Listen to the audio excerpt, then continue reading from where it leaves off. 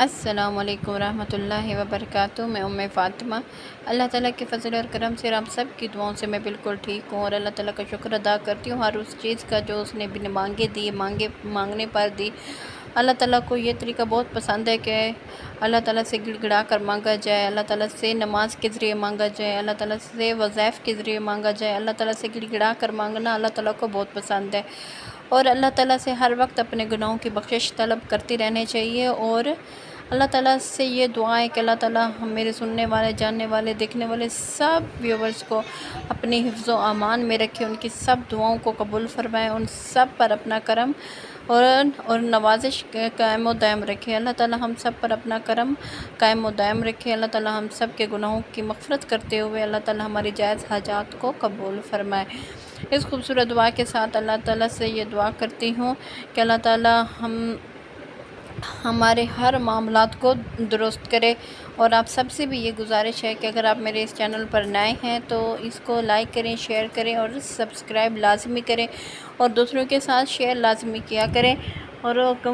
دوسروں کے ساتھ شیئر لازمی کیا کریں، کیونکہ یہ ایک صدقہ جاریہ ہوتی ہے۔ اگر آپ کسی کے ساتھ کوئی اچھی چیز شیئر کرتے ہیں، اس سے نہ صرف اس کو فائدہ ہوتا ہے بلکہ بدلے میں آپ کو بھی اس کا فائدہ پہنچتا ہے، اور وہ لوگ جس کو آپ یہ فارورڈ کرتے ہیں، جس کو آپ بتاتے ہیں، وہ بھی آپ کو اپنی دعاؤں میں شامل کرتے ہیں، اور دوسرا اللہ تعالیٰ کے ہاں بھی آپ کا درجات بلند ہو جاتے ہیں۔ اللہ تعالیٰ ہماری جائز حاجات کو پورا کرتے ہوئے ہمیں کسی معاملے میں کوئی پریشانی کا سامنا نہ کرنا پڑے۔ تو چلتے ہیں اس ویڈیو کی طرف۔ یہ ویڈیو بہت ہی آزمودہ، بہت ہی زبردست اور بہت ہی مجرب وظیفے پر مشتمل ہے، اور یہ پرسنلی طور پر آزمائی ہوئی ہے، یہ وظیفہ آزمایا ہوا ہے، اور ویسے بھی قرآن پاک کی ہر ایک آیت ہمارے لیے ہدایت کا سرچشمہ ہوتی ہے، اور ہم ہر ایک جب بھی ہم آیت ایک لفظ بھی پڑھتے ہیں قرآن پاک کا، اس پر ہمیں 10 نیکیوں کا ثواب ملتا ہے۔ اللہ تعالیٰ سے یہ دعا ہے کہ اللہ تعالیٰ ہمارے ہر وظائف کو قبول فرمائے۔ اگر ہم دل سے اور پورے یقین کے ساتھ کسی وظیفے کو کرتے ہیں، کوئی تسبیحات کرتے ہیں پورے یقین اور ایمان کے ساتھ، اور اللہ تعالیٰ کے ساتھ کسی کو شریک نہ ٹھہراتے ہوئے، جب ہم پورے دل اور لگن کے ساتھ وظیفہ کرتے ہیں، اللہ تعالیٰ کے وظیفہ کرنے کے بعد گڑ گڑا کر جب اللہ تعالیٰ سے اپنی حاجت طلب کرتے ہیں، تو کوئی وہ نہیں ہے کہ اللہ تعالیٰ ہماری حاجت قبول نہ فرمائے۔ ہاں، اگر آپ کی حاجات پوری ہونے میں دیر ہو جاتی ہے تو آپ اس وظیفے کو کنٹینیو کر سکتے ہیں، اور اس کو اپنے وظائف کو کنٹینیو کرتے رہا کریں۔ یہ نہیں کہ اگر آپ کوئی ٹائم لیمیٹڈ بھی ہوتا ہے، اس ٹائم لیمٹ کو پورا کرتے ہوئے اگر آپ دیکھتے ہیں کہ آپ کی مطلوبہ حاجت پوری نہیں ہوئی، تو آپ یا تو یہ دیکھا کریں کہ اس کے بدلے میں اس وظیفے کے دوران یا اس وظیفے کو کرنے کے بعد آپ کی کوئی دوسری خواہش یا کوئی دوسری چیز، آپ کو کوئی مصیبت ٹل گئی ہے یا کوئی اور خواہش آپ کی پوری ہو گئی ہے، تو آپ یہ ذہن میں رکھیں کہ کیا پتہ جس چیز کے لیے ہم وہ وظیفہ کر رہے تھے، وہ عبادتیں کر رہے تھے، اگر وہ پورا نہیں ہوا، اس کے بدلے میں یہ ہو گیا، تو آپ یہ یقین کر لیا کریں کہ اسی میں ہماری بہتری تھی، اللہ تعالیٰ نے اس کے بدلے میں ہمیں یہ نوازا ہے،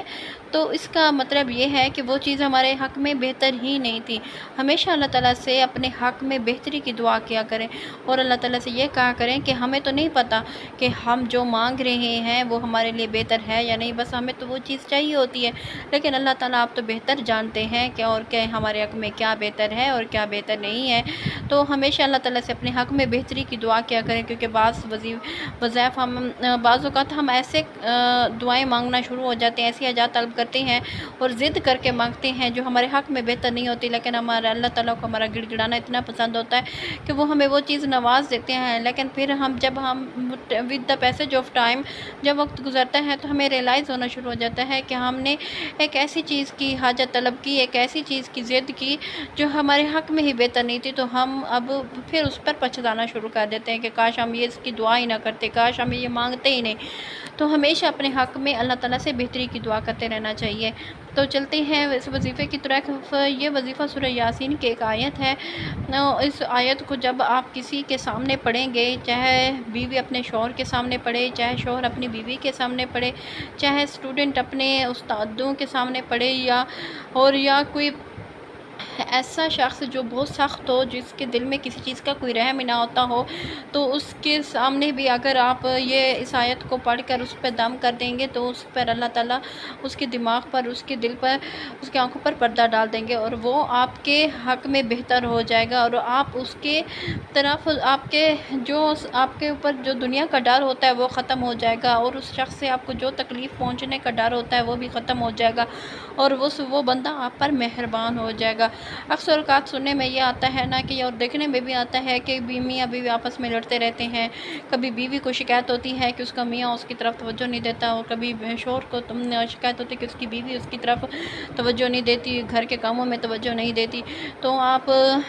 سورہ یاسین کی یہ آیت جو ہے وَجَعَلْنَا مِن بَيْنِ أَيْدِيهِمْ سَدًّا وَمِنْ خَلْفِهِمْ سَدًّا فَأَغْشَيْنَاهُمْ فَهُمْ لَا يُبْصِرُونَ، یہ سورہ یاسین کی آیت نمبر 9 ہے۔ اس کو آپ اپنے، یہ تو ہر عام چھوٹے بڑے کو یہ سورہ یاد ہوتی ہے، تو آپ اس کو زبانی بھی یاد کر لیں، اور اس کو جب بھی آپ اپنے شوہر کے سامنے جائیں یا کوئی بھی کسی کے سامنے جس سے اس کو ڈر لگتا ہو اس کے سامنے یہ پڑھ لے تو وہ شخص آپ پر مہربان ہو جائے گا۔ تو خاص طور پر بیویوں کے لیے ہے کہ وہ اپنے شوہر کو اپنے طرف مائل کرنے کے لیے بھی اس آیت کو پڑھ سکتی ہیں۔ ہمیشہ اٹھتے بیٹھتے اس کا ورد کرتے ہوئے تصور میں سامنے ہوں پھونک مار دیا کریں، تو انشاءاللہ تعالیٰ آپ اس کے نتائج اپنی آنکھوں کے سامنے دیکھیں گے۔ اور کوئی بھی وظیفہ ہو، کوئی بھی چیز ہو، کوئی بھی آیت ہو، جب آپ پڑھتے ہیں اور اس کا تصور اپنے ذہن میں ضرور رکھا کریں، اور اس کے لیے جب بھی دعا مانگیں، جب بھی کوئی وظیفہ کریں، تو آپ کے دماغ میں صرف اور صرف اسی حاجت ہی ہو، کوئی اور چیز آپ کے ذہن میں نہیں ہونی چاہیے، کہ جو وظیفہ آپ کر رہے ہیں، جس چیز کے لیے کر رہے ہیں، تو انشاءاللہ تعالیٰ اللہ تعالیٰ اپنے فضل اور کرم سے اس آیت مبارکہ کے صدقے میں، اپنے نبی آخر الزماں حضرت محمد صلی اللہ علیہ وسلم کے صدقے میں آپ سب کی یہ حاجت پوری ہوگی۔ اور آپ جب یہ وظیفہ کریں اور آپ کو جب اس کے